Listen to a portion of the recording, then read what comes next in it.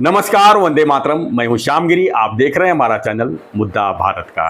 मुद्दा भारत का यानी मुद्दा आपका। आज का हमारा मुद्दा है देश विदेश की भविष्य पर। जी हाँ, मैंने 5 ऐसी भविष्यवाणियां लेकर आया हूं जिससे आप खुद चौंक जाएंगे, यहाँ तक कि पूरा देश भी चौंक सकता है। जो भी ये वीडियो देखेगा वो जरूर चौंकेगा। आखिर में क्या होने वाला है, क्या है भविष्यवाणियाँ। भविष्यवाणियाँ वैसे बहुत सी आती हैं, उसका कुछ न कुछ परिणाम भी होता है। 10 अगर आप बोलेंगे तो उसमें कुछ न कुछ तो संभव हो जाता है। लेकिन आज मैं जो 5 भविष्यवाणियाँ लेके आ रहा हूँ, वो चाहे यूनाइटेड स्टेट हो, चाहे पश्चिम बंगाल का चुनाव हो, चाहे बिहार का चुनाव हो, चाहे दिल्ली की रेखा गुप्ता का हो, ऐसे 5 सवालों का जो भविष्यवाणियाँ हैं मैं आपके सामने एक्सपोज कर रहा हूँ। तो 5 वो चीज़ें क्या है जिसकी भविष्यवाणियाँ आ रही हैं, इसके बारे में जान लीजिए।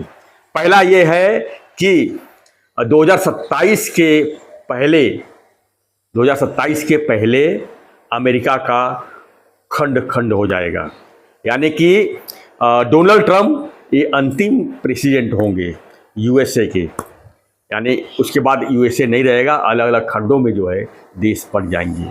क्योंकि जिस तरह से डोनाल्ड ट्रंप बाकी देशों के ऊपर टैरिफ लगा रहे हैं, मनमानी कर रहे हैं, वहाँ की जनता खुश नहीं है।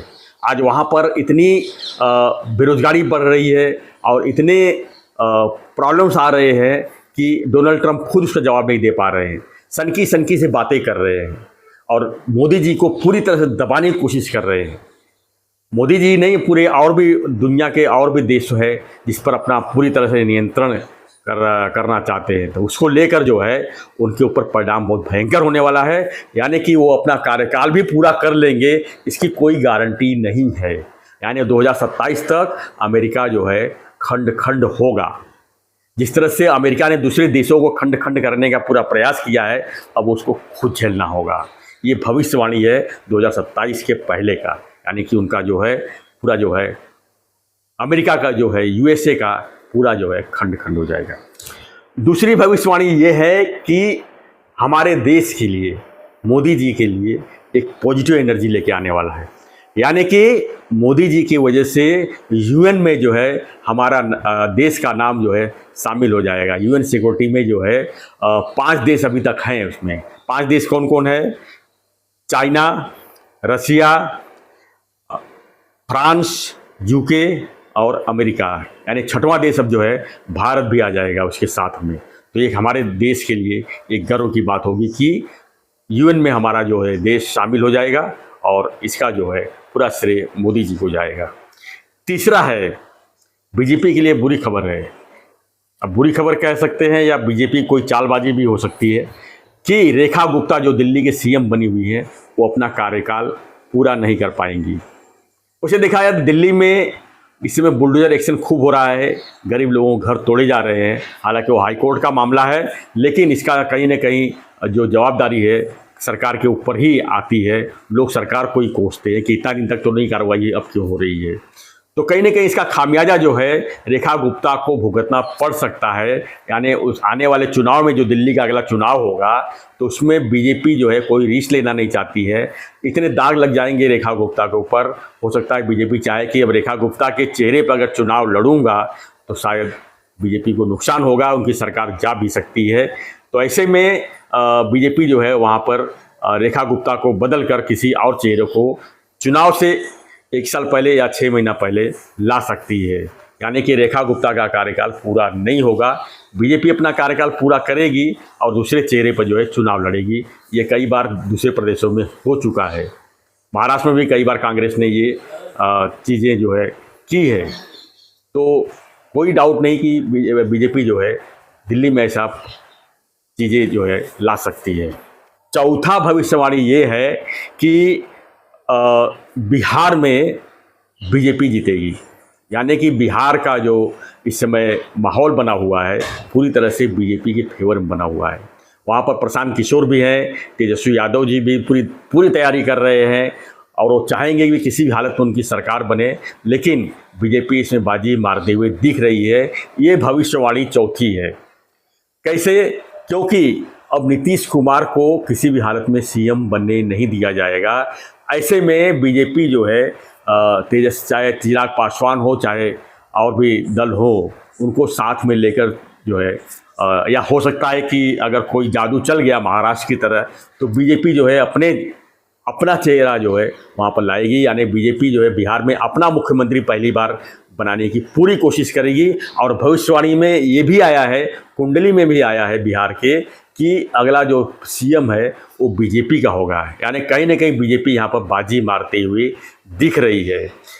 लालू यादव का वहाँ पर करिश्मा पूरी तरह से खत्म हो चुका है। तेजस्वी यादव थोड़ा सा भागदौड़ कर रहे हैं, लोगों की एनर्जी थोड़ा सा बढ़ाए हुए हैं, लेकिन ये एनर्जी कितना काम आएगा, ये उनका जो पास्ट है यानी कि भूतकाल है वो उनको परेशान कर रहा है।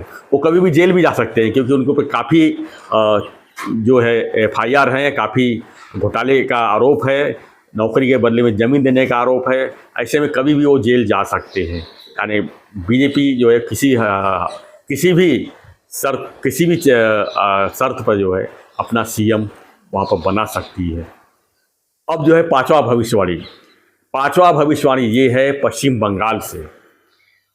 भविष्यवाणी ये है कि पश्चिम बंगाल में ममता बनर्जी का ये आखिरी चुनाव होगा। अगले साल जो है विधानसभा चुनाव है पश्चिम बंगाल में, और वो आखिरी चुनाव ममता बनर्जी का हो सकता है। या भविष्यवाणी में तो यही है कि वो अब जो है चुनाव नहीं जीतेंगी और उनकी जो है पार्टी धीरे धीरे ख़त्म हो जाएगी।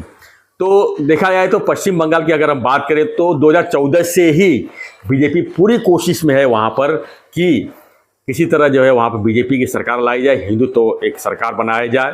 क्योंकि वोट बैंक की खातिर आज ममता बनर्जी ने एक समुदाय के पीछे जिस तरह से काम कर रही है वो जो है काफ़ी घातक है हमारे देश के लिए।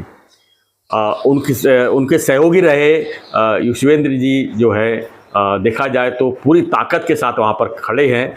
लेकिन ममता बनर्जी जो पिछला चुनाव हार भी गई थी, उनको जो है कोई फर्क नहीं पड़ा है।